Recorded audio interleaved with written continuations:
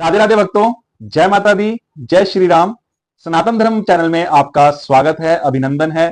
आशा करता हूं आप बहुत खुश होंगे एंड भगवान की भक्ति में लीन होंगे।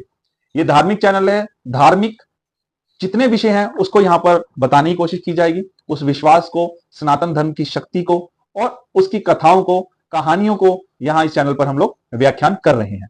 इसके अलावा हमारे आसपास जो भी घटनाएं हो रही हैं सनातन धर्म के लिए जो जरूरी है वह सब भी मैं आपको बताने आ रहा हूं। उसी में ये एक घटना है जो कि आप सभी कुछ दिन से सुन रहे हैं और आपने अभी देख भी ली होगी। जो बाहर आपने थंबनेल देखा उसके अंदर आपने देखा होगा और आपके आसपास की ये घटना है। नहीं पता तो मैं आज उसको मैं आप विस्तार पूर्वक शब्दशाह जिन शब्दों में जो बोला गया उसमें मैं आपको बताने वाला हूं।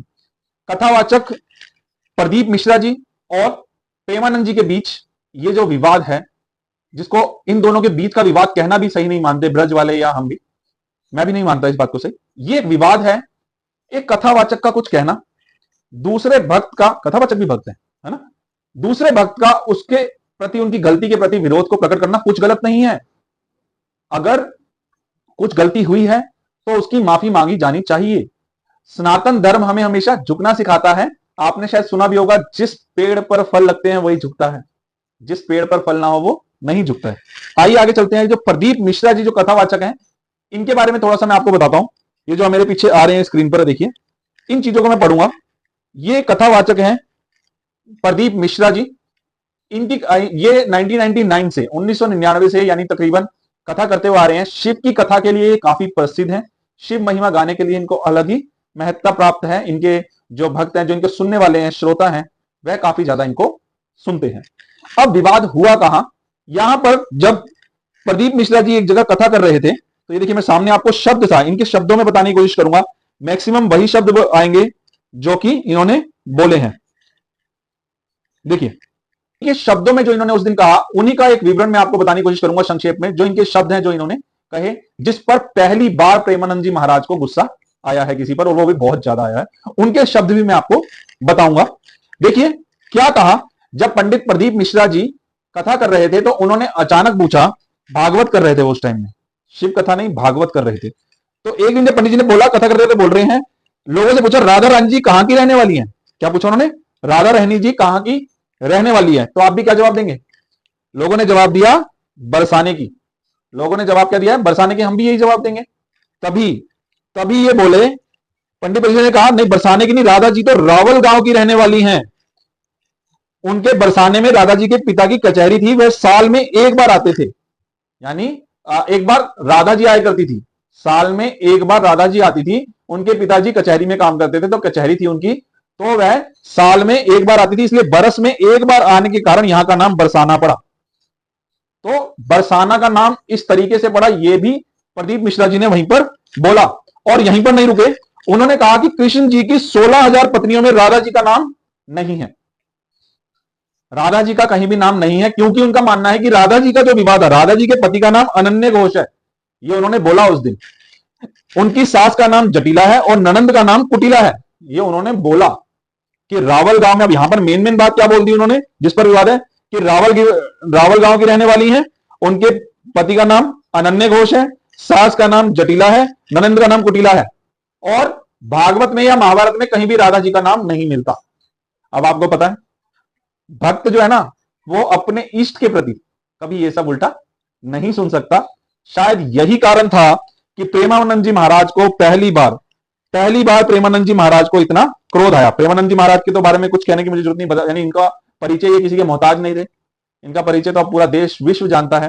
तो ये प्रेमानंद जी महाराज जो राधा राधा नाम जपते हैं, उन्हें गुस्सा आया। अब उनके शब्द आप सुनिएगा तो आपको एहसास होगा कि किस तरह से एक भक्त को अपने प्रभु के प्रति गुस्सा, प्रभु के लिए सॉरी, अगर आप इनके शब्द सुनेंगे तो आपको पता चलेगा कि अपने इष्ट के लिए एक भक्त कैसे क्रोधित हो सकता है। उसके बारे में ये बातें सुने। राधा जी के प्रति जो इनका मां का भाव है, भक्ति का भाव है, वो भाव आपको पता चलेगा।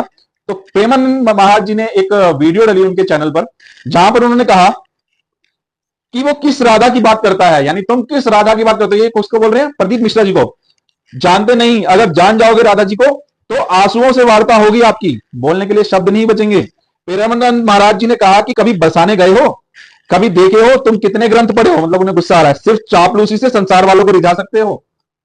ये जो कथा में आप नए नए ट्विस्ट डाल रहे हो। इस पर उन्होंने बोला, ये जो कथा के वैभव के बारे में बोला कि जो ट्विस्ट डाल डाल के कथा को घुमाया जा रहा है ना, सिर्फ लोगों को अपनी तरफ भीड़ लगाने के लिए और खींचने के लिए, उस पर आगे क्या कहते हैं सुनिए। उन्होंने कहा कि श्री जी के बारे में ऐसा मत बोलो, उनकी शक्ति को तुम जानते नहीं हो। क्रोध में प्रेमानंद महाराज जी कहते हैं कि तुम देख लेना किसी काम के नहीं रह पाओगे। अब एक क्रोध होता है तो वो श्राप टाइप है, पर उन्होंने कहा मैं श्राप नहीं बोल रहा हूं, मैं परिणाम बोल रहा हूं। जो भी राजा जी के बारे में ये शब्द बोलेगा वो कुछ नहीं कर पाएगा। लेकिन आगे उन्होंने क्या कहा, बरसाने में आकर, यानी वो ये नहीं कह रहे कि मुझसे माफी मांगो या मुझसे कुछ कहो, उन्होंने कहा बरसाने में आकर माफी मांग लो राधा रानी से, बरसाने वाली से, कि मेरे से गलती हो गई, मैंने ये बोल दिया। प्रेमानंद महाराज जी ने कहा वह अवश्य अवश्य आपको माफ कर देंगी, क्योंकि राधा जी बोली है। लेकिन अब यहां पर उन्होंने बोला राधा जी बोली है तुम्हें माफ कर देंगी, लेकिन उनके जो सेवक हैं वो काल हैं, यानी हम ये सब नहीं सुन सकते। उन्होंने फिर वार्निंग दी, लोगों को भी चिताया, श्री जी के बारे में ऐसी टिप्पणी बर्दाश्त नहीं की जाएगी। ऐसे लोगों की बातें सुनकर या कथा सुनकर पुरखा तार नहीं जाएंगे, वो नरक जाएंगे। उन्होंने कहा अगर ऐसे पुरुष, मतलब पुरुष इंसान, मानव, वो तर नहीं जाएगा, नरक जाएगा अगर ऐसे लोगों की सुनेगा। तो उन्हें गुस्सा आ रखा था वो ज्यादा। जैसा कि वेद कहते हैं राधा और कृष्ण अलग नहीं है, इवन उन्होंने पढ़ के सुनाए हैं सारे श्लोक। वह हद, अब गुस्से में बोल रहे हैं, वो हद पार करके बोल रहा है, तुझे नरक से कोई नहीं बचा सकता। चार लोगों को रिझाकर भागवत आचार्य बन रहा है, ये उन्होंने कहा। भागवत के जो आज के टाइम में वैभव दिखा रहे हो ना आप लोग, दिखावे की जरूरत नहीं है। महाराज जी ने कहा कि तुम अपने आप को आचार्य कहते हो, तुम्हारा काम अपने प्रभु यानी द्वारकाधीश जी की क्या करना है, गुणगान करना है, और तुम उनके बारे में आपत्तिजनक बोलते हो। जिनकी वजह से लोग तुम्हें आचार्य मान रहे हैं, उनके गुणगान की जगह उनके लिए ऐसे शब्दों का प्रयोग करते हो। प्रेमानंद जी ने लोगों से भी आग्रह किया कि ऐसे लोगों से कथा वाचन ना सुने। प्रेमानंद जी ने गुस्से में कहा कि स्वामी महाराज, हरिदास जी महाराज रात दिन प्रिया प्रीतम की आराधना करते हैं। पता ना आपको स्वामी जी महाराज और हिमंश महाराज जी का, आप निधि बन गए हैं, वृंदावन गए हैं तो जरूर देखा हो आपने। बिहारी जी का नाम जपते हैं, क्या तुम उनसे भी बड़े हो? जो राधा जी और बिहारी जी का नाम जपते हैं, क्या कहना क्या चाहते हो आप लोग? भागवत कथा करनी है, अब उन्होंने क्या बोला, भागवत कथा अगर आप लोगों को करनी है तो स्वयं कर लो, लेकिन ऐसे लोगों से ना कराएं। केवल श्लोक पढ़ लें और उसकी हिंदी पढ़ लें, तब भी आपका कल्याण हो जाएगा। परंतु ऐसे लोगों से कथा ना सुने। ऐसे साधु संत जो सुने, ऐसे साधु संत जो सिंपल हो, ज्यादा वैभव, ज्यादा, आजकल आपको पता है भागवत कितने बड़े बड़े स्थानों पर कैसे कैसे हो रही है। अगर आप पे नहीं है श्रद्धा तो आप गलत व्यक्ति को सुनकर उसका साथ ना दें, ये प्रेमानंद महाराज जी का कहना था। अब ये शब्दशाह जो उन्होंने कहा आपने शायद सुना भी होगा, नहीं सुना तो आप सुन सकते हैं। लेकिन यहां पर यह है कि आप सनातन धर्म में कुछ भी कहकर आगे चले जाएंगे तो वो कहीं ना कहीं संदेह का भाव उत्पन्न करता है।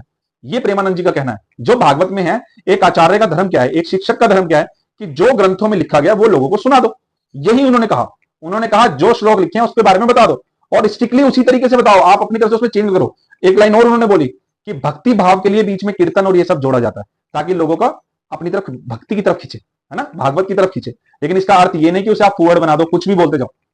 तो इस पर प्रेमानंद जी ने अपने विचार रखे। आप इस बारे में क्या सोचते हैं, कमेंट करके बताइए, लाइक कीजिए, हमें सब्सक्राइब कीजिए। हम लगातार इस पर बने हुए हैं। ब्रिजवासियों का भी कुछ इसके अंदर आ रहे हैं विचार। उन्होंने भी बोला है कि गलती किसी से भी हो, उन्हें माफी मांगनी पड़ेगी। अगर गलती, उन्होंने बताया कि बड़े बड़े और भी हुए हैं, उनके नाम सहित मैं अगली वीडियो में आपको बताऊंगा। उन्होंने भी ऐसी गलती कर दी, लेकिन उन्होंने बाद में माफी मांग ली। तो ब्रिजवासी ठंडे होते हैं, लेकिन जब राधा रानी पर कुछ आता है तो वह नहीं सुनते हैं। तो जय श्री राधे, राधे राधे। कमेंट कीजिएगा, लाइक कीजिएगा, शेयर कीजिएगा। धन्यवाद।